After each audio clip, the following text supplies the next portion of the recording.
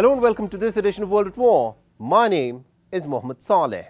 For the first time in its history, Iran staged a direct attack on Israel from its soil as retaliation for the bombing of its embassy in Damascus on the 1st of April. There was panic over the Israeli skies as over 300 drones, ballistic and cruise missiles flew from Iran and onto the Israeli airspace. Sirens rang out across Israel and loud explosions were heard over Jerusalem as the anti-air defense systems kicked in.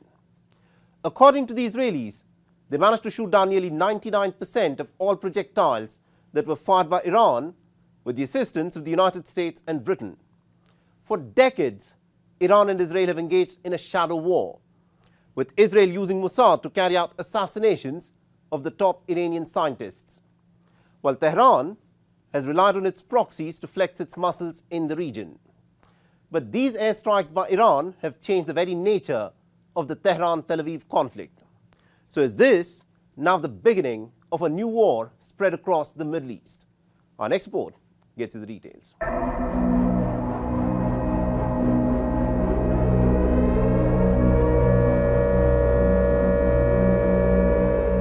The Iranian attack began at midnight.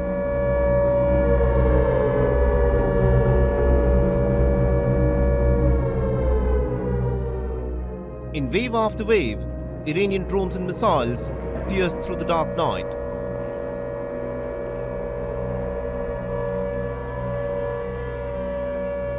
The airspace over Iraq, Jordan, Syria, Lebanon and Israel were shut down and all flights diverted.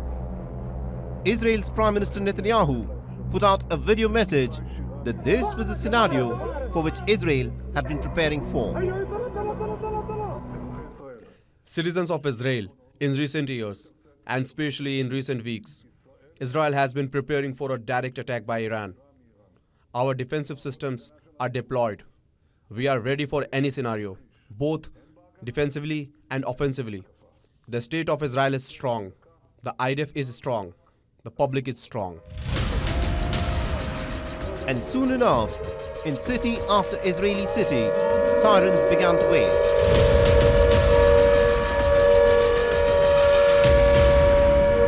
Streaks of light of the Iranian drones and missiles were witnessed over even the most well-guarded Israeli cities such as Tel Aviv. Dramatic videos of the Iranian missiles flying past over Jerusalem went viral over social media. Israel activated its multi-layered air defense systems that include the Arrow, the David Sling and the Iron Dome to shoot down the Iranian missiles and drones. There are reports of some Iranian ballistic missiles of being intercepted even outside of the Earth's atmosphere. And as expected, Israel's all-weather ally, the United States, along with Britain and France, also used their anti-air defense systems to shoot down the Iranian drones and missiles. Last night, Iran launched a barrage of missiles and attack drones across the Middle East towards Israel. This was a dangerous and unnecessary escalation, which I've condemned in the strongest terms. Thanks to an international coordinated effort which the United Kingdom participated in, almost all of these missiles were intercepted, saving lives not just in Israel but in neighbouring countries like Jordan as well. The RAF sent additional planes to the region as part of our existing operations to counter Daesh in Iraq and Syria. I can confirm that our planes did shoot down a number of Iranian attack drones, and I want to pay tribute to the bravery and professionalism of our pilots flying into the face of danger to protect civilians. The Iranian attack lasted for 5 long hours, in which Iran fired 170 drones, 120 ballistic missiles and 30 low-flying cruise missiles. Israel claims it managed to shoot down nearly 99% of all projectiles fired by Iran, although there are reports that the Nevatim air base in southern Israel was struck. There were scenes of celebrations in Iran over Tehran's strong response to the Israeli bombing of the Iranian embassy in Damascus. The punishment of Israel must be done completely because the cruelty that has been done to the people of Gaza must not stay unresponded. Joe Biden cut short his visit to Delaware and returned to Washington to speak with his national security team about the unfolding situation in the Middle East. The American president also got on a phone call with the Israeli Prime Minister and reaffirmed America's ironclad relationship with Israel. But interestingly, according to reports in the American media, Biden also told Benjamin Netanyahu that the United States would not support any Israeli counterattack on Iran. As the sun rose up, the extent of the damage inflicted by the Iranian airstrikes became clear.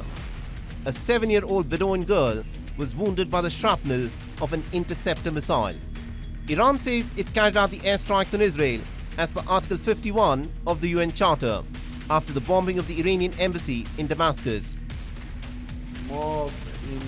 Dozens of drones, cruise ships, and ballistic missiles at appropriate intervals were able to destroy these deep layers of seemingly reassuring air defense of the Zionist regime and affect the air defense alliance between America, France, and the Zionist regime and reduce it. But on the other hand, Israel has insisted that this campaign isn't over.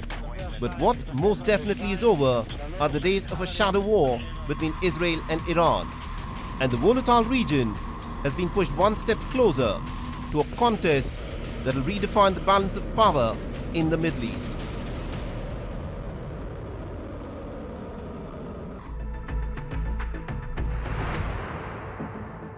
On the 11th of April, Russian airstrikes destroyed the largest power generating plant in Kiev region of Ukraine.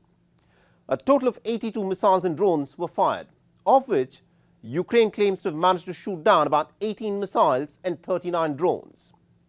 Russia had also fired 6 Kinzhal hypersonic missiles. But Ukraine simply hasn't got the air defense systems to intercept hypersonic missiles that Russia has been firing at it.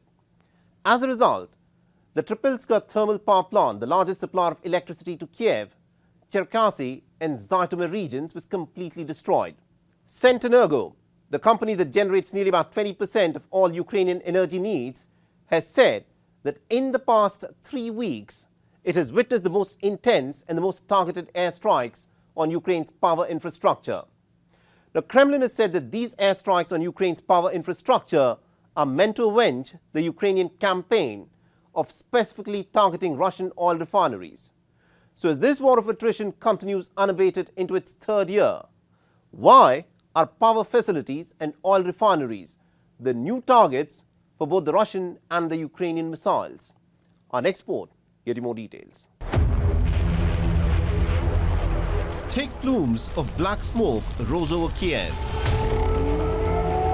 As the sirens blared and people rushed into the underground metro stations to take cover, what became clear was the Russian strategy, where it was specifically targeting Ukraine's power infrastructure. The Tripilska thermal power plant was completely destroyed by a barrage of missiles that struck one after another, and Kiev, that is now fighting the Russian onslaught on its own, had no air defense systems to protect its key infrastructure.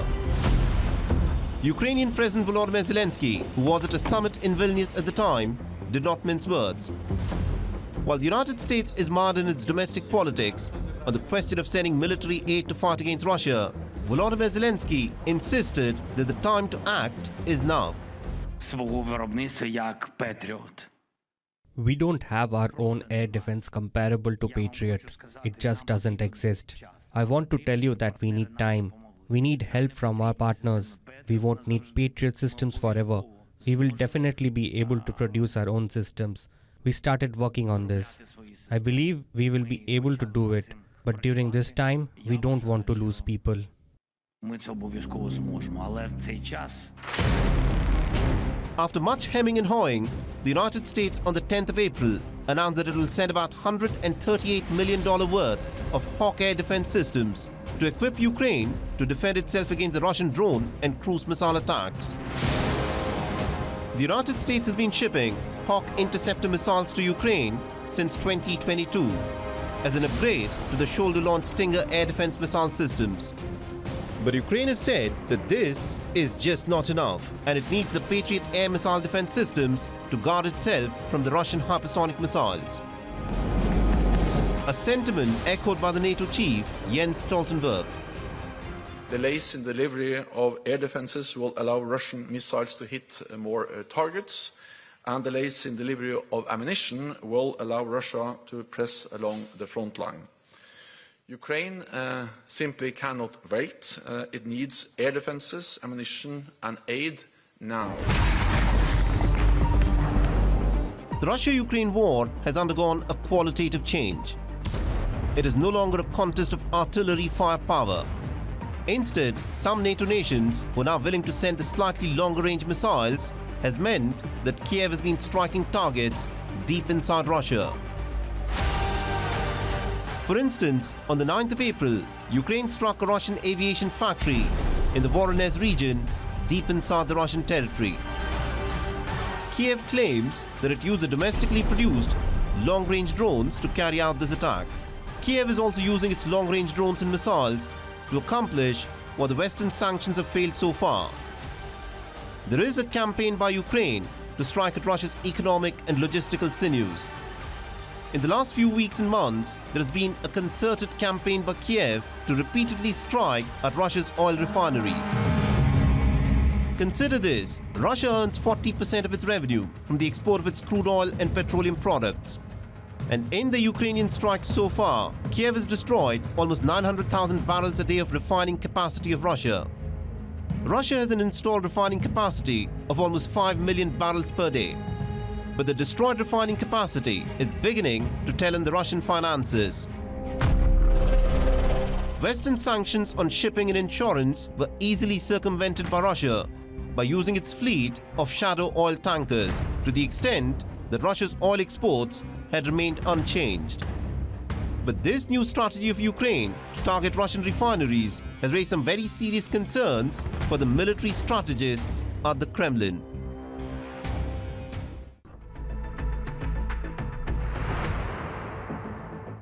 The civil war in Myanmar is at a major tipping point. The military junta has faced one defeat after another ever since the ethnic rebels had staged a combined counteroffensive starting last October. And now, the Karen National Union, a key rebel group, claims to have overrun Myawaddy, a key trading town along the border with Myanmar.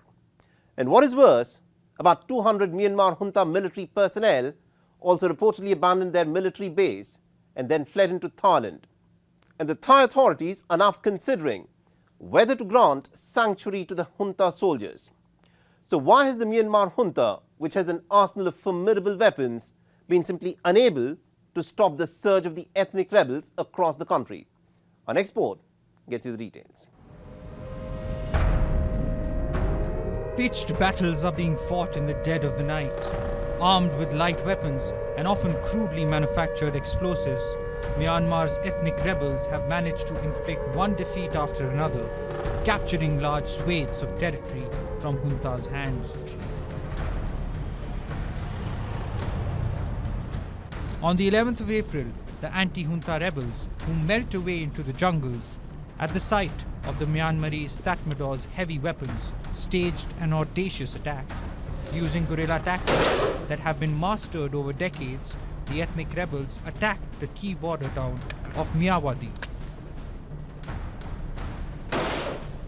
And before reinforcements could be brought in, overwhelmed the junta's soldiers, forcing at least 200 of them to flee into Thailand for safety. Myawaddy is a crucial border town that connects Myanmar to Thailand for trade.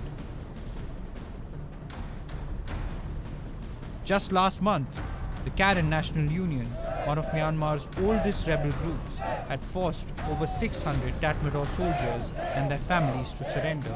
And now the locals expect retribution from the junta, which comes in the form of heavy bombing with the use of fighter jets and helicopters on homes, schools, hospitals, prayer halls, or any other bit of infrastructure which the Myanmar junta suspects could be the hideout of the ethnic rebel forces. The fear of junta retribution has sparked an exodus. An average of over 4,000 Myanmar citizens are now crossing over into Thailand every day. In Myanmar, the junta used airplane strikes. I couldn't sleep at home, so I went to take shelter at the temple in Myanmar. I'm afraid. I feel safer on this side of the border. Two of us, mother and son, chose to come here first. My husband will follow. They cannot bomb Thailand. The steady stream of people pouring into Thailand has sparked concerns in Bangkok. Thai Prime Minister Srettha Thavisin has said that it is time for the Myanmar junta to wake up and see the writing on the wall. I think we all know that the current regime is starting to lose some strength. Okay, let me propose you with a different idea that when somebody is losing, do you crush them or you talk to them? I think it's the latter. Okay, even if they are losing, but they have the power, they have the weapon. Okay, but if they know they're losing or weaker than their opponent, maybe it's a time to reach out and make a deal. And maybe that's probably the time so that they can realize that maybe the wise decision can be made, having the people of Myanmar at heart. The military junta at this moment controls just about 40% of Myanmar's territory. Ever since Operation 1027 began in October last year, the Tatmadaw has faced serious manpower issues. The morale in the Tatmadaw is low. Thousands of soldiers have surrendered without a fight, including 6 brigadier generals, resulting in 3 of the brigadier generals being sentenced to death by a military tribunal, while 3 others have been handed out life sentences. On the 10th of February, Myanmar activated its decades-old conscription law by which men and women of fighting age can be drafted into the armed forces for a period of 2 years, which during national emergencies can be extended to 5 years. This is the clearest indicator that Myanmar junta is struggling and for the first time since 1962 has been pushed on the back foot by the ethnic rebels.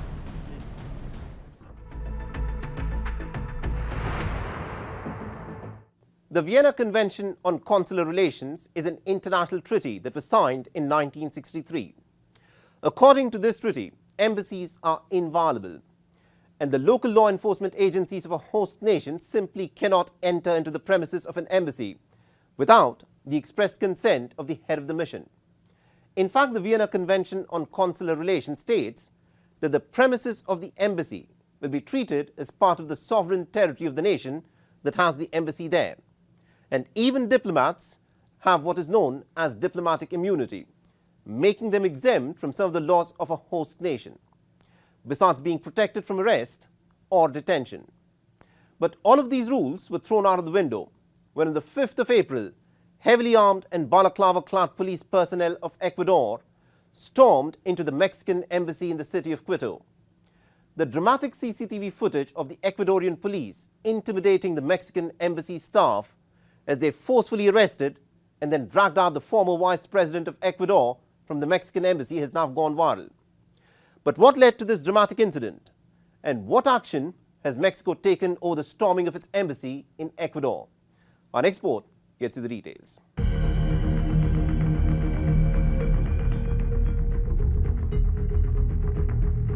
An embassy is not a war zone. But this is what played out inside the Mexican embassy in Ecuador in the middle of the night on the 5th of April. The Mexican embassy staff who tried to intervene were roughed up as Jorge Glass, the former Ecuadorian vice president, was lifted up off his feet and then dragged out in the most unceremonious manner.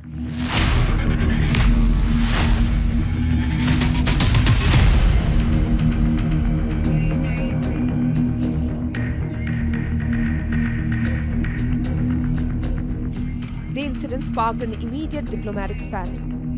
The Mexican president showed these images in his daily press conference.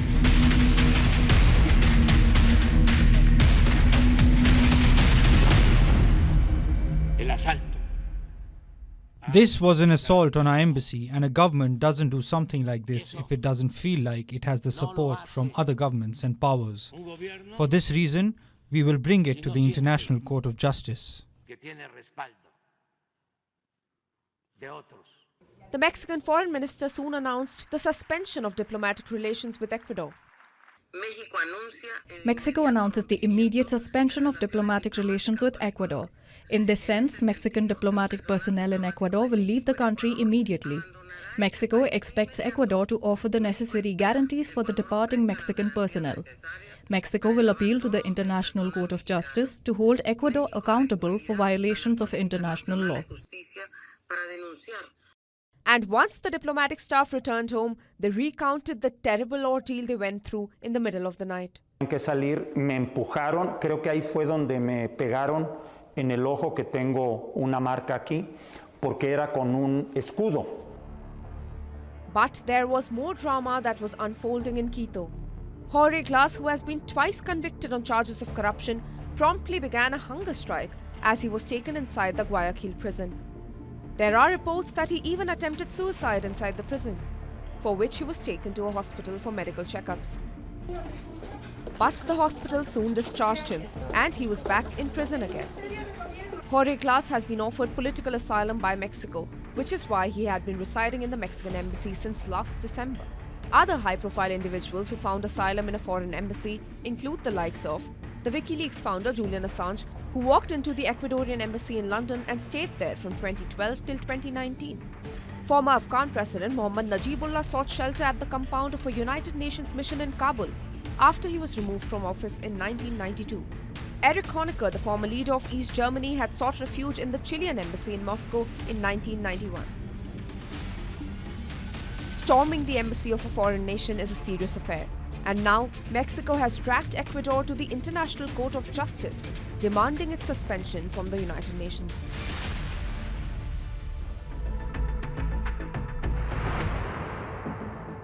It was meant to be a celebratory gathering of Eid al-Fitr, where about 1,000 people had congregated at the Clara Muhammad Square in Philadelphia to mark the end of the holy month of Ramadan. Lawn chairs, picnic tables and toys had been set up. Families were dressed in their best. Families with children and the elderly were in attendance for the Eid al-Fitr prayers, when suddenly the sound of gunshots ripped through the air, sparking widespread panic and chaos. People ducked to avoid the bullets, and family members rushed to grab their loved ones.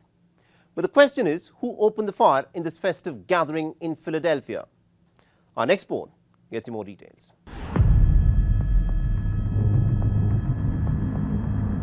I panicked, I was scared, my heart was palpitating. And the youngsters that I know that was out. There was utter disbelief amongst the scattered crowd of people. After having fasted for a month, an estimated 1,000 members of the Muslim community had gathered in the front lawns of the Philadelphia Mosque for the Eid al-Fitr festivities. But at about 2:30 p.m. in the afternoon, loud gunshots rang out. According to the police, who arrived at the spot immediately on being informed about an active shooter scenario, at least 30 rounds had been fired. The Clara Muhammad Square, which in the morning had been bustling with festivities, was suddenly full of debris, of shoes that had been left behind, water bottles, strollers and cushions. Thomas Allen, who was at the Philadelphia Mosque at the time of the incident, describes the horror of what unfolded. Once it happened, just women and children were screaming, everybody was running. You don't see something like this coming. It was just pandemonium, just wow. And we're hearing that they were children. You know, they were children. And it's a sad thing. This is the holy month of Ramadan. All my years of living in Philadelphia, I've never seen nothing like this. Especially at the masjids. As much crime as it may be in Philadelphia, it was always separated from the masjids. This is the first time I've ever seen something like this. As more police cars rolled in, the shooters attempted to flee. 3 males and 1 female were taken into custody. 4 weapons were recovered from them. A police officer engaged a 15-year-old male suspect and shot him in the shoulder and leg. The injured suspect was then shifted to a hospital. The shooting at the Eid al-Fitr gathering sent shockwaves through the surrounding Muslim community. But the local police who are investigating this case say that the shooting did not specifically target the religious gathering. Instead, the police claim it was a case of 2 gangs who were also present in the vicinity who exchanged gunfire. Anyone can have access to come into this event, so it was not a ticketed event. And so clearly we had some individual who decided to use this as a way to, just like anything else we see.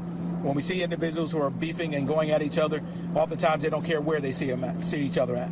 And so in this case, clearly they saw something going on in the park. What that was, it caused two factions to start to pull out guns and shoot at each other. The investigation will be looking into that.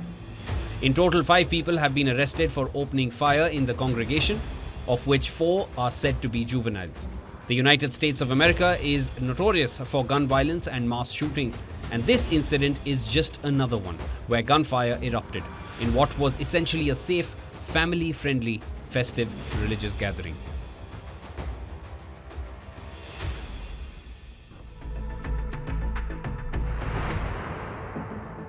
With that, it's a wrap on this edition of World at War. And if you want to reach out to me with any comments, feedback or suggestions, please feel free to do so on the ID that you're seeing on your screens. I'm your host, Mohammed Saleh, and I'll see you again next week.